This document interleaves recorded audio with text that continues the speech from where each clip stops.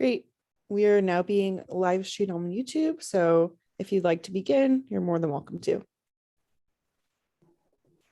Good day. I am Barbara Kate Skarnick from the Fletcher School at Tufts University. And today we have a panel on offshore wind.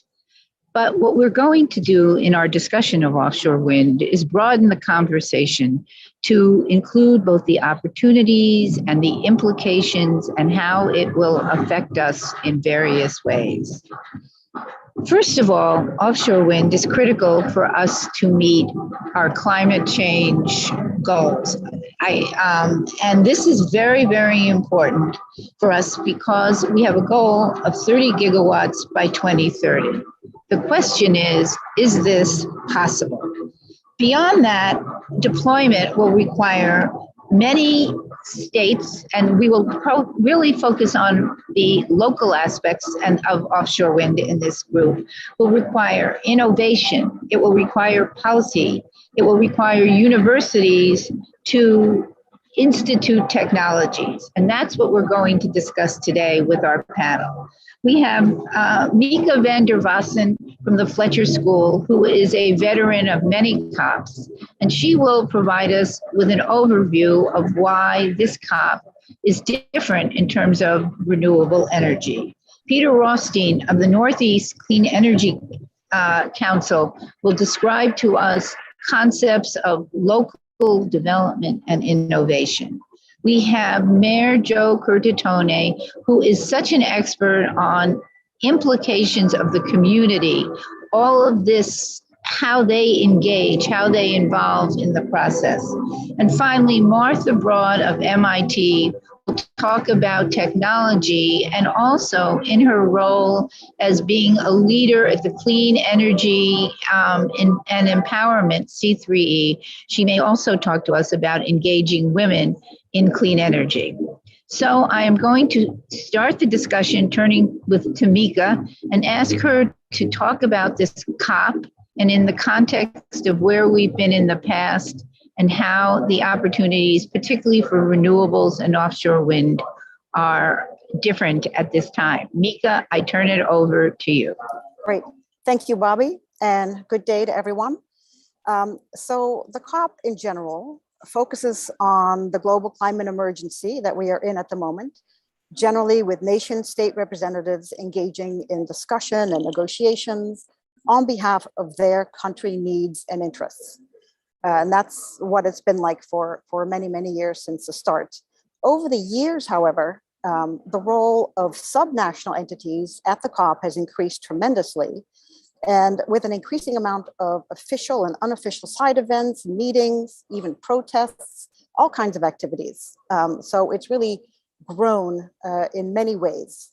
And as the need to mitigate and adapt to the climate emergency is now so urgent, immediate big action is imperative. The COP has largely focused on global and national goals and target setting. And so far, the NDCs, the nationally determined contribution from the various countries overall, are just not ambitious enough. As Massachusetts Senator Michael Barrett said this morning in a briefing he was part of with our Tufts University and Fletcher delegation members here at the COP, this is rather depressing. But real action is taking place at the subnational level for many countries, including the United States. In the US, states, municipalities, and civic organizations have played a leading role in dealing with and finding solutions to the climate emergency, especially in states like Massachusetts, Vermont, New York, New Jersey, Washington, and California. East Coast states and California in particular are at the forefront of the energy transition.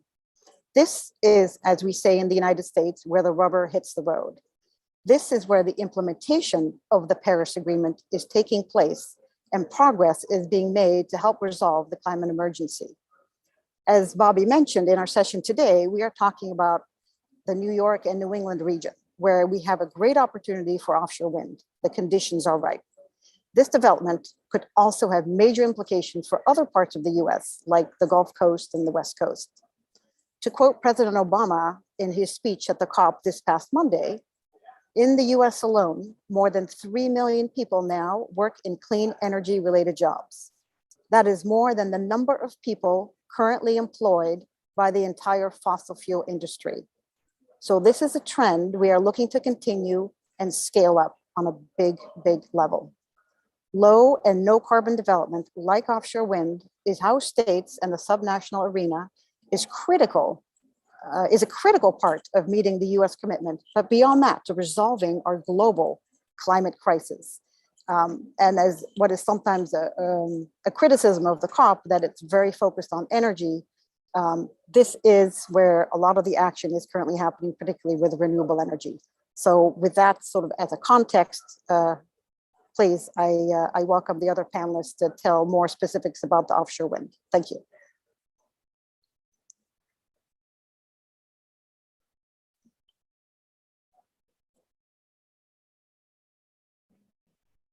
Bobby, you're on mute. Bobby. I'm so sorry. Thank you. Thank you. Sorry for that. Before Peter and Martha and Joe give their perspectives, I think I will just give you a little bit of an overview of offshore wind. Offshore wind is really very critical to meeting all of the goals that are being set by the COP, at the COP, as Mika enunciated. What we have in offshore wind is an abundant resource with huge capacity and potential.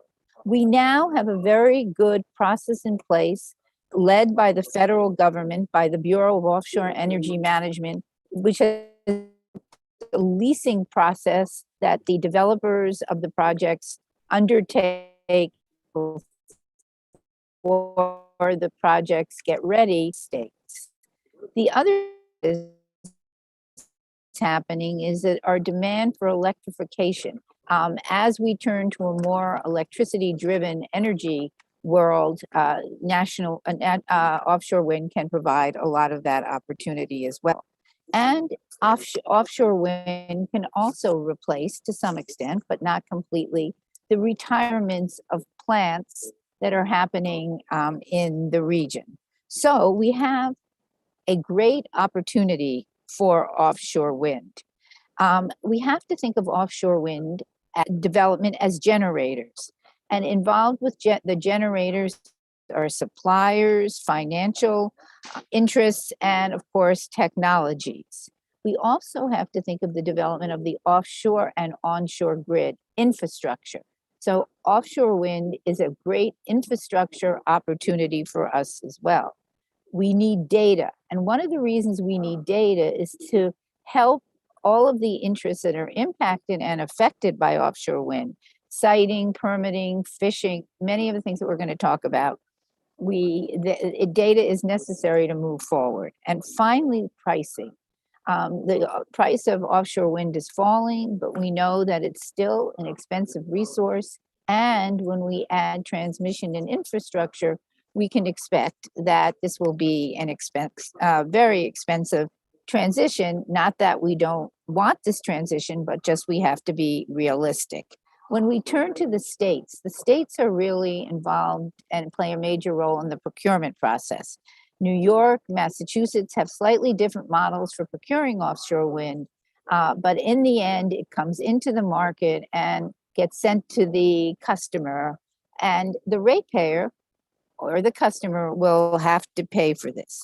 Therefore, as we develop projects, and this is what we'll go into, we have to think of the energy, we have to think of the economic and the equity impact. So we have a very exciting opportunity in front of us, but we know that there are challenges, and what we all on the panel can speak to is the complexities and difficulties involved with energy development. And these are very real. And we will have to make sure that we have the ports, the supply chains, that we do listen to the environmental interests and the industries that are displaced, look at the pricing challenges and make sure that there is a fair price for this resource. And finally, something that needs to happen is public engagement. We need to build support. We need to engage the public in the process early on. So with this, I'm going to turn it over to Peter Rothstein, to build on what I'm saying from his, years of experience in multiple sectors of the energy market. Peter?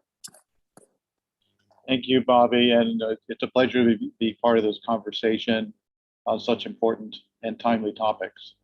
I'll try to expand a little bit on some of what both Mika and Bobby have put on the table.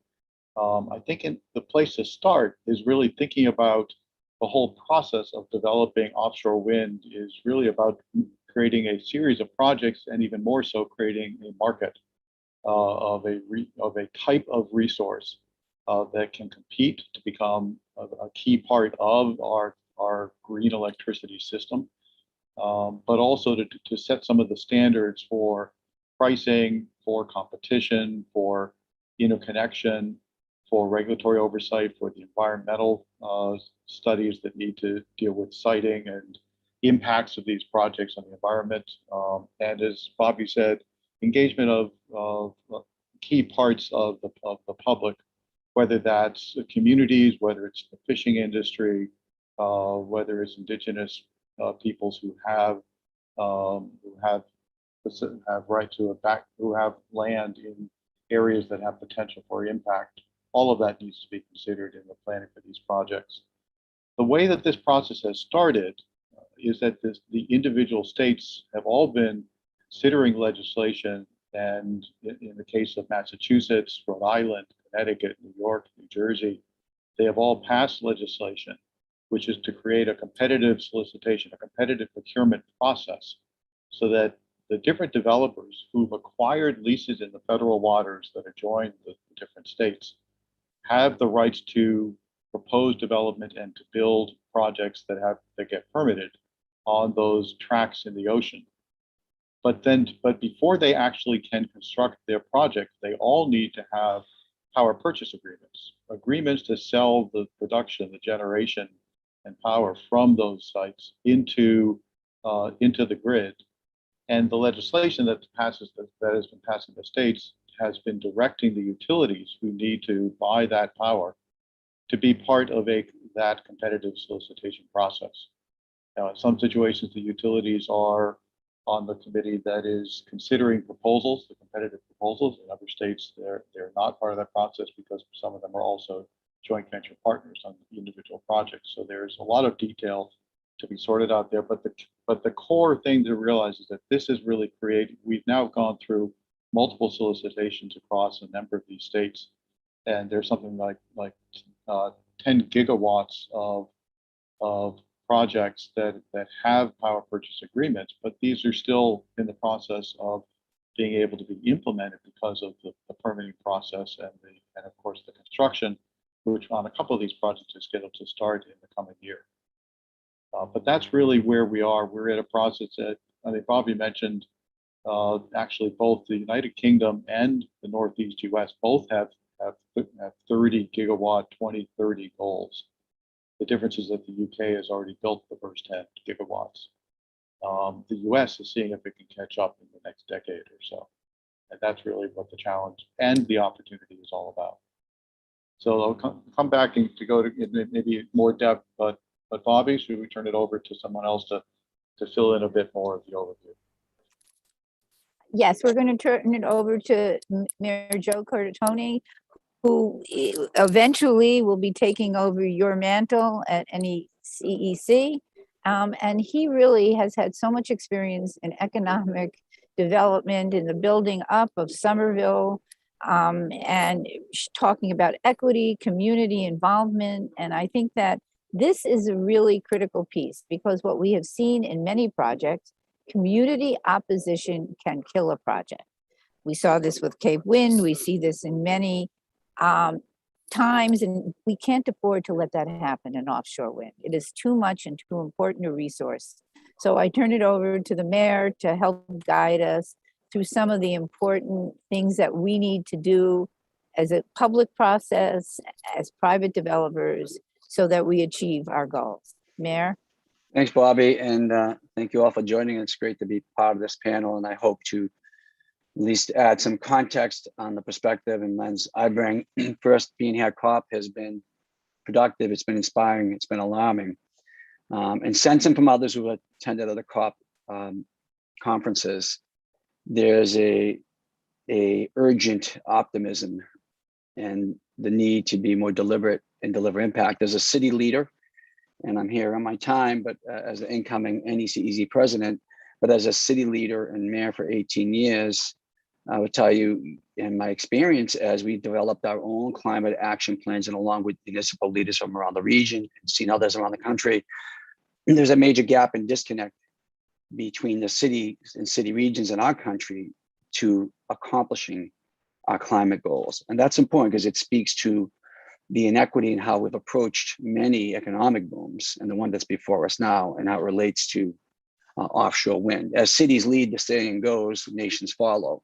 And we need to harness that capacity and that leadership that is embedded in every city region, not just by those with transactional authority like myself, elected leaders, but that advocacy and activism, which as former President Obama mentioned the other day, needs to be harnessed to build broad-based coalition. If we build broad-based coalitions, we will be able to build a green, equitable economy for everyone. And we need to lead with equity, not just talk about it. In order to accomplish our climate action plans in Somerville and city regions around the country and as a nation, we need to harness, have access to that clean electricity, clean energy. We need to make sure the economy allows the consumer to achieve that by making that choice, that low carbon, equitable, clean energy choice, the easy choice.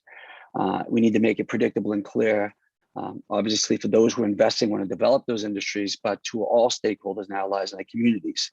So again, we have an opportunity here. Someone has reminded me, the Northeast in terms of wind, and really from Maine to Virginia, is kind of like Texas before the oil boom.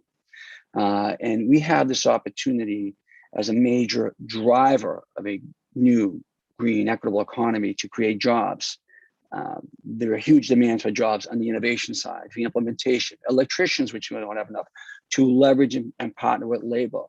And if we want to connect this and achieve our diversity, equity, inclusion goals, then we need to give people not just a seat at the table, but to amplify those voices for our people, Black, brown people, working class people, women who have, and those who've been suffering the most as a result of the climate crisis, to understand and connect the intersectionality impact of achieving our goals to save our planet back to people in place, to make our communities healthier, more productive, to give people the opportunities to thrive in a new economy. Again, we need to make sure that this next boom can't leave others behind as they've done in the past. If we want to achieve environmental justice and really elevate those voices, people and communities need to continually actively harnessed in that energy and not harmed by our fossil fuel infrastructure. Good example is as we force in Weymouth, a compressor station down on communities. So the disconnect, as I said, with cities is also with people. The 100,000 people plus who are marching and protest here are a small but powerful example of voices that need to be heard, included, and listened to. And if we're going to make the case, as we all agree here, I think people understand the solution to the climate crisis isn't even complex. We need to rid ourselves of our dependence on fossil fuels. The opportunities in the economy like offshore wind, the innovations in climate solutions from mobility to adaptations to mitigation and resiliency are evolving greatly. And we are at an important point here, given new legislation passed in Washington to really leverage it here in the Northeast. And Massachusetts and New York States are two great examples who are leading the way. But we need to make sure we harness that advocacy and that activism and lead with equity to deliver it. We need to connect on a value narrative, all that science and new economy back to people in place. Again, producing abundant clean energy will spur the adoption of an electric heating, cooling, and EVs and backstop our local climate action plans. But something has to come first, and we need to produce that power and let the consumer market chase it. But we dictate that market by our policies and our politics. So excited to be here as part of that conversation. Thank you, Mayor. You've raised many issues, and I think we're going to have a very fertile conversation and discussion. I now turn to Martha Broad, who is the director of MIGHTY, the MIT Energy Initiative. And in her role, she has access to some of the most exciting new technologies that are developing. And obviously, MIT is a leader in many fields of technology. But as we implement offshore wind, problems are going to arise. Technical problems are going to arise. And in order to build a vibrant offshore wind economy, we're going to have to learn to turn to the technical experts to help us with solutions. And Martha can talk about some of them. And then in her second role at C3E of Women Empowerment, she can also speak to making sure to build on the mayor's points of engagement, how leadership is an important part of this effort as well. And the word intersectionality has come up a few times, and I know that she'll be able to address that as well. So I turn it over to you, Martha, to give us your perspective. Thank you, Bobby, and thanks for inviting me to be on this panel, this esteemed panel with the people who are really working hard on state and federal policy. Over at MIT, Bobby mentioned that I'm with the MIT Energy Initiative. I'm the executive director, and we do call ourselves Mighty, as Bobby referred to us. We are really MIT's hub for energy research, education, and what we call outreach. We do big studies, and we are a hub for energy news. And a lot of that news is about what is going on in the labs.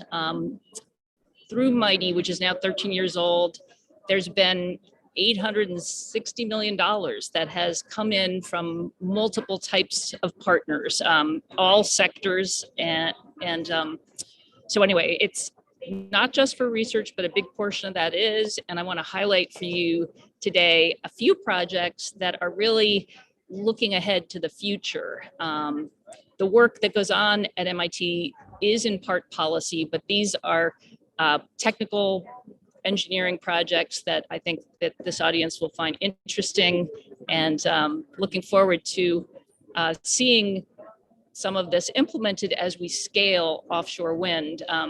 Tom Friedman wrote an article yesterday about his time at the COP, and he was emphasizing that scale is really what it's all about for these technologies. So I'm going to just share my screen to show you a little bit of what is going on. Okay. I'm not sure you can share your screen because I'm not in control of this. So maybe, can you do this without sharing your screen? I could do it without sharing my screen unless Catherine wants to empower me, but that's fine. I guess that I get it that we're not in a meeting. We're on a panel right now, so that's fine. So, okay, just a sampling of what's going on. Am I sharing now? No, I'm not. It looks like I am on my end, but I'm not, right? Okay. Anyway, so we have, first off, I'll just give you 3 quick glimpses into the projects that are going on. One is to address icing on wind turbine blades. And we have a professor that has developed a coating that can be painted onto the wind blades, applied to the wind blades, and then when there is icing, which of course can interfere with turbine operation, once there is sunlight, solar illumination heats the ice substrate interface and enables the passive ice melting from the turbine blade surfaces. So in other words, no energy required, but yes, there is solar illumination that needs to take place. So, but the idea is to get things back online and increase technology resilience. Another project that's actually being funded by Iberdrola, who some of you may be familiar with. They have a lot of offshore wind and onshore wind. This is really focused on predictive maintenance, and a professor who's in the computer science school, new school at MIT, is working on bringing down the cost of operation and maintenance. It's very difficult to predict when pieces, rotors, et cetera, are going to break down. But what they're doing is they're taking the reams of data that are actually being collected by the turbine operators and using machine learning to analyze and predict failures far ahead of time. So scheduling repairs, pre-replace components, just increase availability of the power. So they're analyzing all this data to scale this technology to use across Iberdrola's portfolio. last but not least is another professor who has received an early stage research grant from us that looks at what is global warming going to do to wind speed at particular locations that developers are considering expanding to. So, historically, what people have done is looked at the distribution of wind speed and direction using maps, measuring historical records.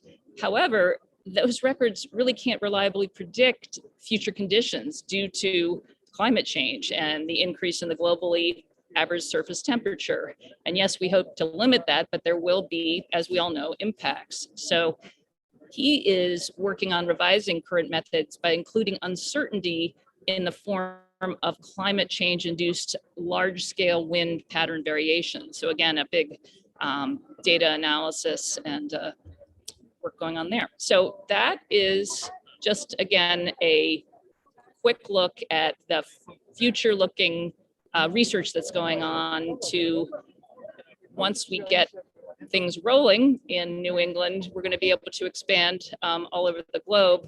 I think Bobby mentioned that the White House has a target of 30 gigawatts of offshore wind by 2030. And so we have a ways to go, and MIT is standing ready to help out. So. Thank you, Martha. So I didn't see any questions. So I have a whole series of questions and that have come up just on the basis of our conversation today. I guess my first conversation is to Peter, who totally understands the financial, economic ecosystem. What is it that developers of projects, and it is offshore wind, but other project developers as well, really need from a community? I mean, I think of certainty, risk, all sorts of issues.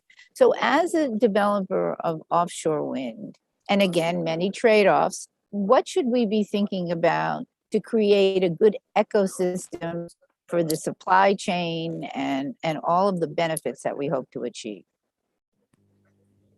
Thanks, Bobby. That's a well-constructed but also very broad question, but which in and of itself, I think, says something about this whole topic. I think there's a ton of detail about how an offshore wind project goes from an idea to something that's actually spinning and generating clean electricity and being connected into the grid and utilized in homes and buildings, in battery electric vehicles, in a whole range of industrial applications, et cetera. Every single project, the business model, I think, around the world for this is fairly similar, although sometimes utilities play slightly different roles, the developers play slightly different roles, the federal government or state governments or cities can play different roles as well. But at its core, you find that every single project has a core development partnership. There's usually multiple companies who come together, some bringing the planning expertise, some bringing the finance expertise, as well as the actual capital partnership that can bring funds to build the project and to operate the project. Some also bring the expertise around how to set up and manage a supply chain. Almost all of these, the situation at the moment in the Northeast is that there are about a dozen different partnerships that have been formed that have been bidding to acquire leases in federal waters adjacent and with onshore development opportunities to bring that power into the grid in one of the states, or potentially multiple states. So that partnership is the entity that bids into a federal leasing process to acquire the rights to propose development of projects in those leased waters. It's also the entity that submits proposals into a power purchase agreement competitive procurement process that a state may put on the street and run a competitive solicitation selection process. It is also the entity that needs to then do the work to move from winning a power purchase agreement to actually turning that into a signed contract to start planning and acquire the permits, both from some from the federal rights and some from states or localities. It goes on from there. It's a very complicated process. But we do have in the Northeast U.S. we have about 15 leases that have been acquired through that competitive leasing process, run with the Department of Interior, BOEM, which actually gives a significant number of entities to create competition in this marketplace. One of the key factors is so far the bids have been coming in, I think, at prices moderately lower than expectation and planning had said it might be, and that's a very good thing.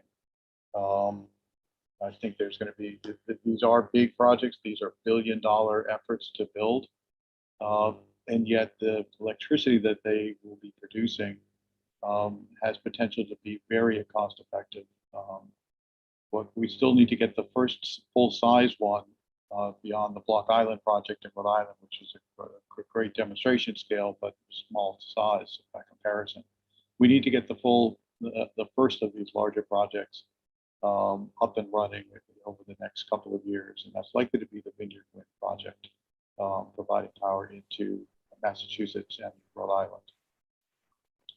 So Peter, Yeah. I want you to ask you another question, and there's a little bit of controversy in this, but I think that you might have a good perspective because your organization transcends state boundaries. You're involved in New York.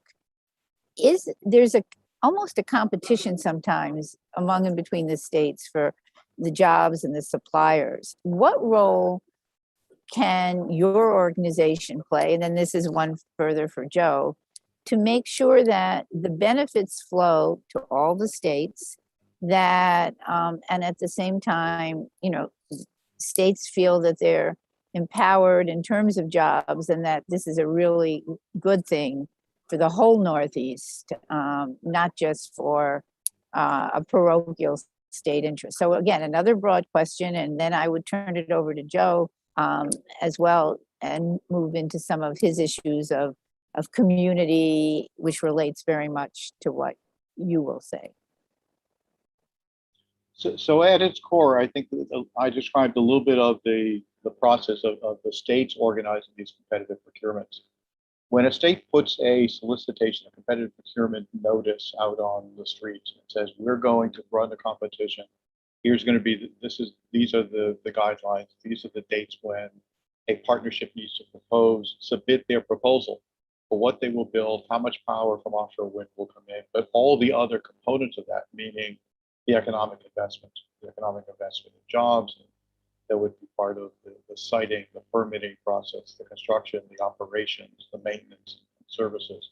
All of those pieces are areas that the bidders can bid what they see as what they can invest in and produce in terms of jobs and the regional impact.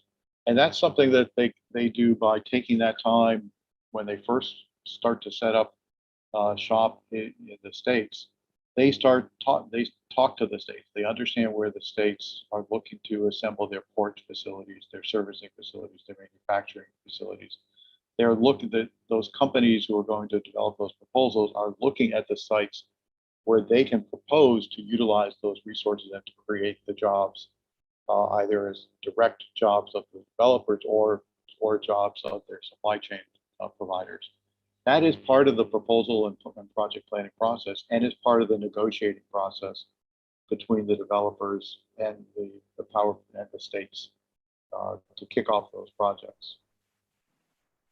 So Mayor, how do we make sure that those promises that Peter talked about are actually realized? I think that is really an important component of this. We're in an early stage development of an industry where people are going to make promises. How do we make sure that they are kept?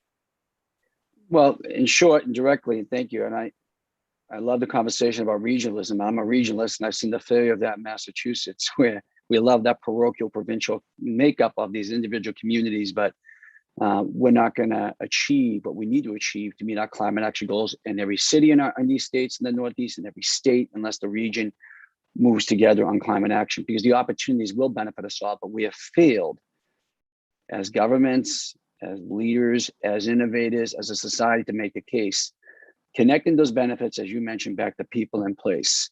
And it's within our own states too. We see that in Massachusetts, those outside 128, not even 495, being in Metro Boston, do not believe, and we have not made the case of the importance of the Metro Boston economy to the entire Commonwealth.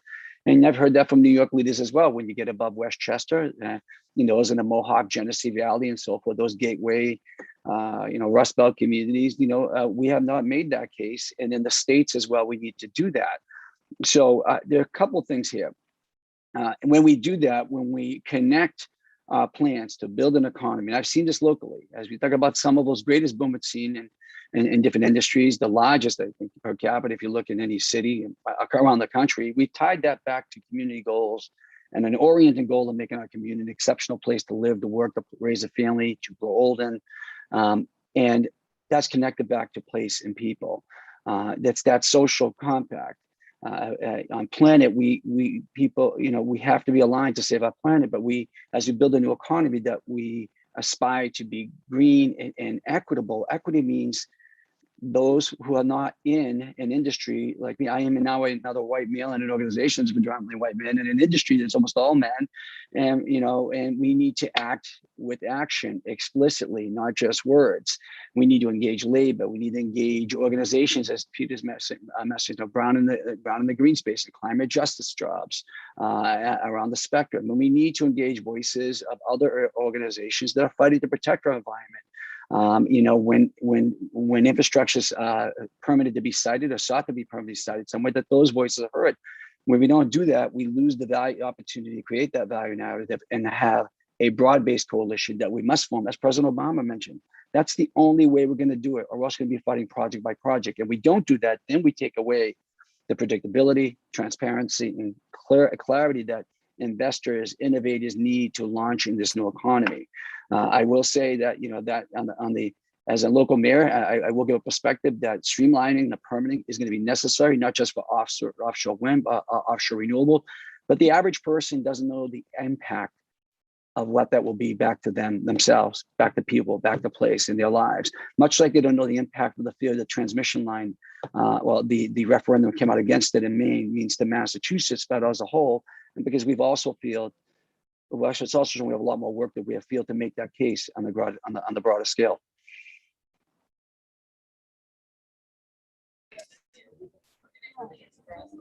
I think, I don't know if it's my internet or it's Joe's. Can you hear me? Yes, I Oh, could good. hear Jeff Okay. also. Okay. Oh, good. Okay. So this Can I brings leap in? me, Okay, sorry, yes, Bobby. of course, I never absolutely. addressed your second piece of the women in Right. clean energy. And so I just wanted to, Joe kind of helped me remember that when he was talking about coalitions and, making this a broad-based transformation.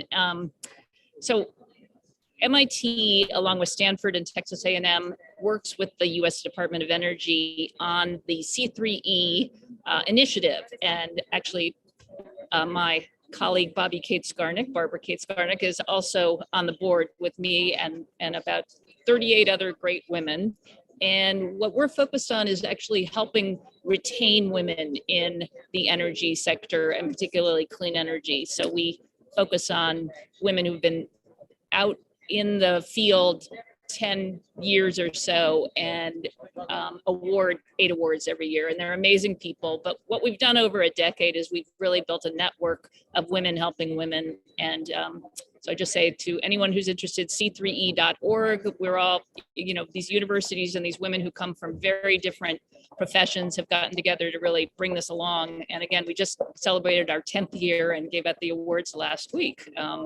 And Gender Day was yesterday at this COP. So I think this is a very great topic. And there is a C3E International initiative that we're also collaborating with.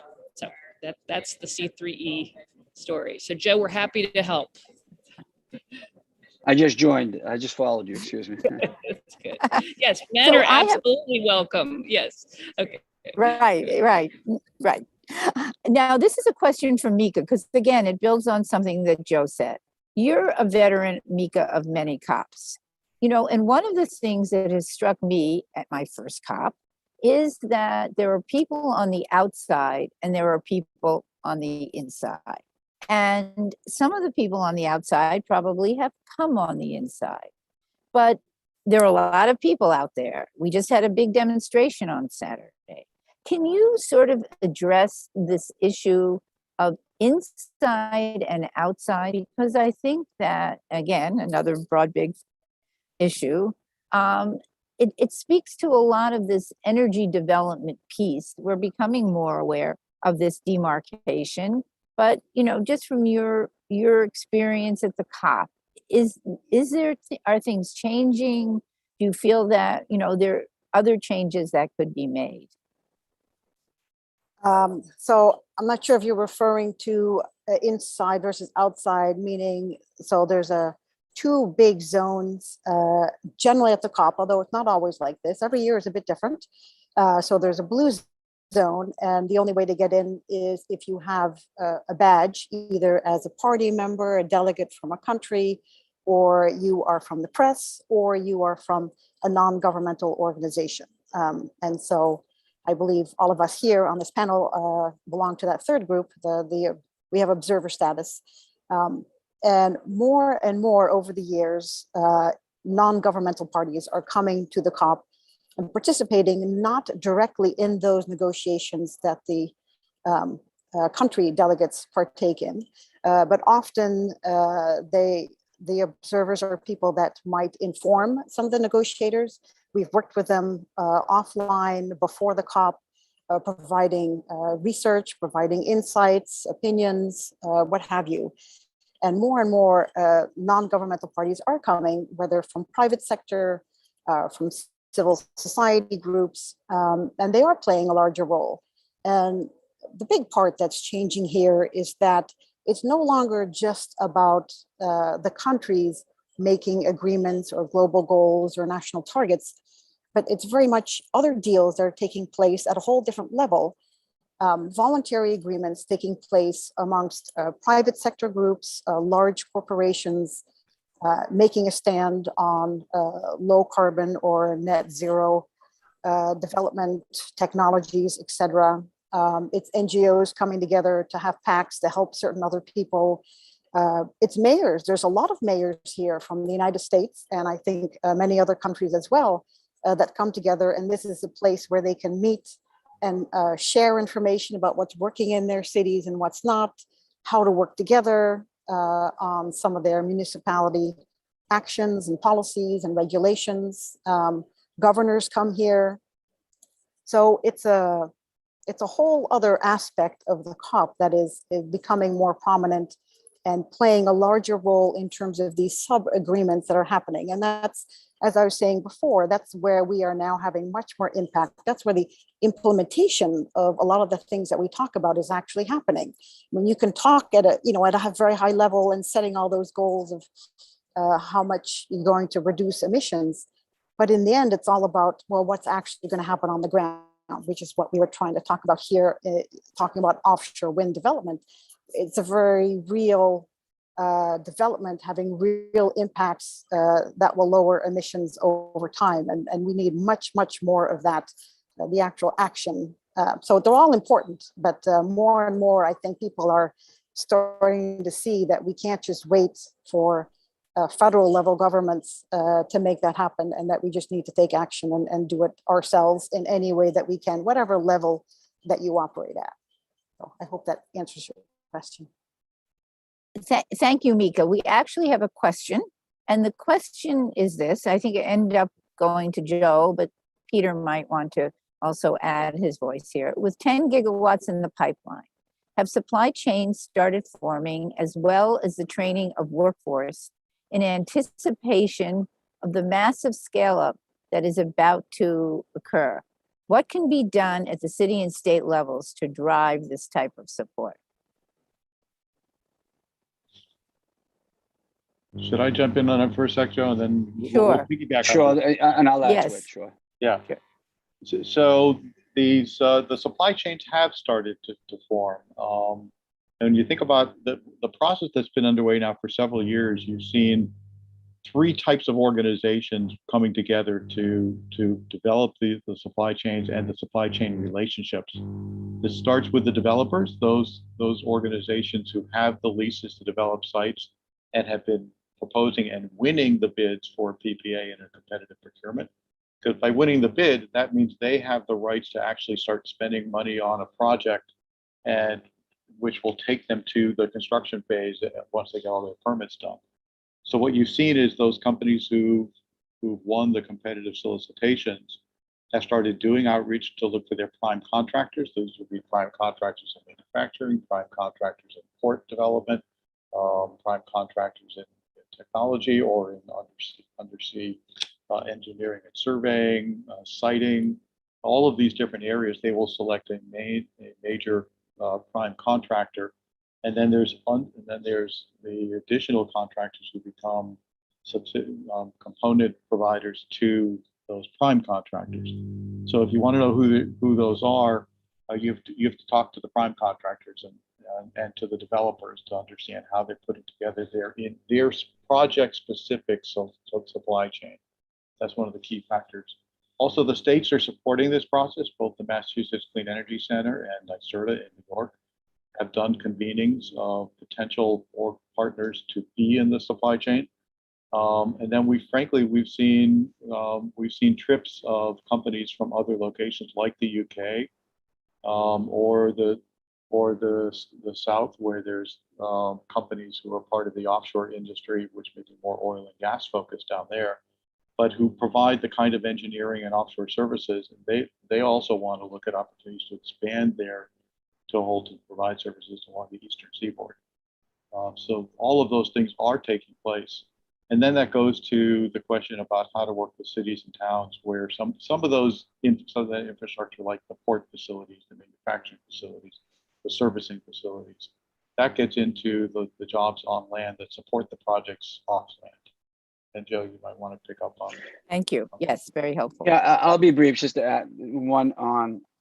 First, I want to recognize, the states that support this work. A couple, whether it's Mass CEC or NYSERDA, which are critical. And other states as well, Connecticut and others, that critical to bridging and really, I'd say, tying that link, as has been alluded to. I mean, for example, big announcements from NYSERDA out here, and Secretary Theoridis is out here for Massachusetts, and what Governor Baker has proposed, $750 million going to Mass CC. I can't understate the importance of that at all. Can't overstate it enough, excuse me. But on the jobs piece, I'll just, in my observations, we've seen on particular projects, there's been partnerships with labor, and we have a shortage of skilled labor as it is. We don't have enough electricians. So it just goes back to impact and time back to people in place, and incredible well-paying jobs, whether it's at the innovation, implementation, and building the industry, and again, have an impact on the ground. We can formalize those and have an even more robust approaches to formalizing those opportunities, and that upward mobility in the economy that we're trying to create is going to be important. And on the local side, again, if we want to make the clean, the green choice of energy, the equitable and easy choice, that partnership to local and regional climate action plans and unlocking this source of energy, clean energy, is going to be important. And I'll use my city as an example. Our mobility goals, not just in weaving a tapestry of a network of EV charging stations, but backstopping other forms of mobility with clean electricity is dependent on this happening. So I think the supply and demand just doesn't happen but when we permit an industry, policies have to make it competitive and have to help make that at the end user the easy choice, and that's going to really help that supply chain. But I hope that I answered that question or supplemented it well enough. Yes, I think you did. I want to turn to Martha and her few examples of technology and the importance and the role that technology is really going to play in solving problems. This notion that the blades ice up. When one hears about objections to offshore wind, it's oftentimes environmental from the fishing industry, and the birders and a whole group of people who will be displaced, or they believe they will be displaced at this moment, unless we retrain them and engage them in this process. So Martha, as a person who's thought about technology and technology as a solution to many problems, particularly in the energy field, sort of how do these technologies, they're in the labs, they're being studied, how do we get them into the marketplace and who engages? So just talk briefly, because we all like technology solutions to our problems. Sure. And actually, I thought you were going to refer to the new question that came in. And I'm not sure I have an answer to it, but I'll start with that because it's definitely technology focused. I don't know, can the audience see the questions also? But it's about green hydrogen and what role can it play, especially as the shipping industry starts to look at burning hydrogen-based fuels such as ammonia and methanol. And I guess that I would say that hydrogen is definitely having a moment in the world right now. Many different colors of hydrogen out there, as some of you may know. I even learned about pink hydrogen, which is nuclear powered hydrogen. So I think hydrogen could definitely have a role if the costs come down, both as a fuel and as a storage medium. It's going to be, it has a lot of promise. I think that there's a lot to be figured out, and there will certainly be siting issues involved with hydrogen, as with any piece of the transition. And we're a New England focused panel, and having lived in New England for decades, wasn't born here, but might as well have been. We have a siting issue. We have a not in my backyard issue here. And so I think that wind power could absolutely contribute to producing green hydrogen, when we don't need it on the grid, like perhaps in the middle of the night, we'll be able to make hydrogen and use that both for fuel and also for storage of the kilowatts. So I guess that getting back though, Bobby, to your question of technology, I think that clearly the private sector has a role to play in, and they certainly do come to MIT. And, I mentioned Iberdrola, there are many others, some of them traditional fossil fuel companies who are investing and exploring how to decarbonize and move us into a net zero future. We certainly have a ways to go, and it's great to be here at the COP, but the news coming out is that we haven't got hard targets, and that may not magically make it into this COP's agreement. So I think we need to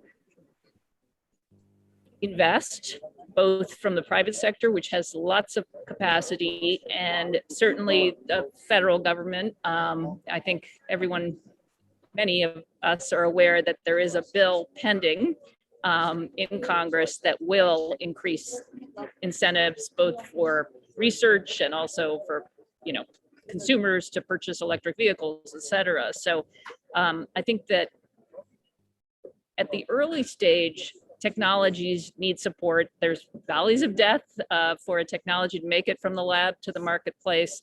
And I think that clearly both the public and private sector have a role to play in getting these technologies to the point where we can use them in New England, and also where we can deploy them affordably for the developing world.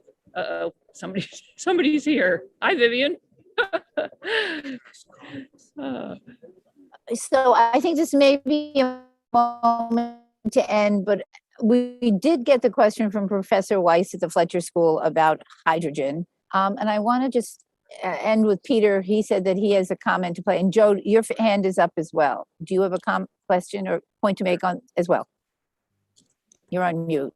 And then we'll go to Peter Just and to end add on the that, hydrogen. because on funding technology, for example, the National Institute of Health funds healthcare research because it's understood as a public good and research. And certainly the climate crisis intersects with our public health, with our very existence, with everything. And just to launch off from what we just said, that's something we need to continue to fund that research on technology and innovation, because we need to see it as a public good in the work to take on the crisis. And I'll follow up very briefly. I think the investment in this area, it's really amazing in so many ways. Offshore wind is both a really critical resource in its own right, and it becomes a catalyst for investment in innovation, investment in the policies, investment in the jobs, investment in areas in the infrastructure of modernizing the grid. And frankly, for the offshore wind generation to come ashore and be utilized and managed, the grid's going to have to be much more intelligent and much more robust.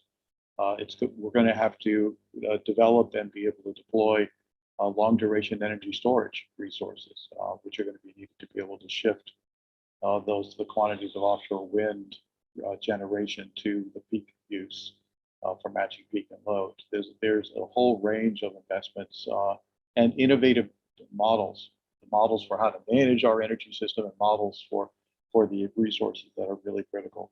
In terms of green hydrogen, just one quick word.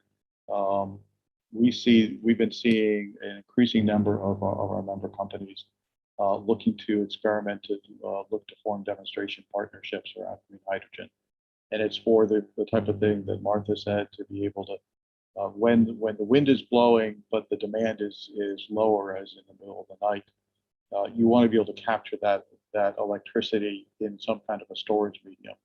And one thing that's being looked at is green hydrogen, the electrolysis of water, in effect being the output of the generation from the wind turbines, and then being able to take the hydrogen split off from the oxygen molecule of water and store that as hydrogen, and then use that hydrogen as a fuel for automotive, for buildings, for fuel cells, for peaking plants, and for industry in a variety of ways, as was asked in the question.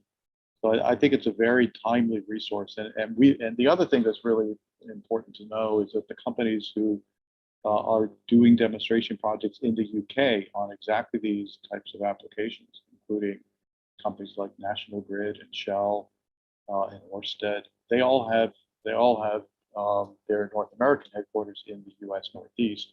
So they're looking to take that learning from the UK and bring that to the Northeast as well. And that's part of the encouragement, I think, that we see about how all these pieces fit together.